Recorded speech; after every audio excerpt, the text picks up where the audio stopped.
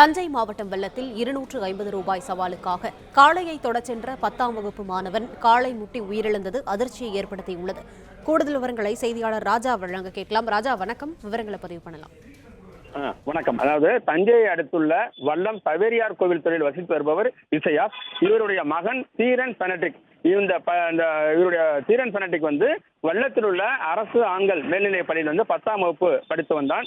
இந்த நிலையில் அந்த பள்ளி அருகில் உள்ள ஒரு பண்ணை தோட்டத்தில் சுரேஷ் என்பவர் காளையை ஜல்லிக்கட்டு போட்டிக்காக தயார் செய்து கொண்டிருந்தார். அதாவது திருக்கானூர்பட்டியில் நடைபெற இருக்கிற ஜல்லிக்கட்டு போட்டியில் இந்த காளையை பங்கேற்க வைப்பதற்காக அவர் தனது வீட்டு கொட்டகையில் காளையை தயார் செய்து கொண்டிருந்தார். அப்பொழுது பள்ளி முடிந்து வீட்டுக்கு தீரன் தனது சக நண்பர்களுடன் வீட்டுக்கு திரும்பிக் கொண்டிருந்தவன் இந்த காளையை ஜல்லிக்கட்டு போட்டிக்கு தயார் செய்திருந்த காளையை கண்டதும் அங்கே நின்று வேடிக்கை பார்த்துக் கொண்டிருந்தனர்.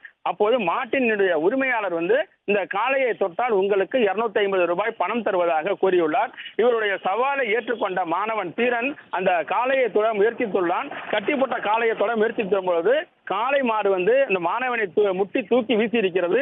இதில் மாணவன் படுகாயமடைந்தான். படுகாயமடைந்த மாணவனை அங்கு இருந்தவர்கள் பெற்றோர் மற்றும் உறவினர்கள் தஞ்சை அரசு மருத்துவக் கல்லூரி மருத்துவமனையில் சிகிச்சைக்காக சேர்த்தனர். ஆனால் சேர்க்கப்பட்ட மாணவன் அங்கு சிகிச்சை பலனின்றி பரிதாபமாக உயிரிழந்திருக்கிறான். இந்த மாணவனுடைய இறப்புக்கு காரணமான அந்த மாட்டினுடைய காளையினுடைய உரிமையாளர் சுரேஷ் என்பவர் மீது நடவடிக்கை எடுக்க வேண்டும்.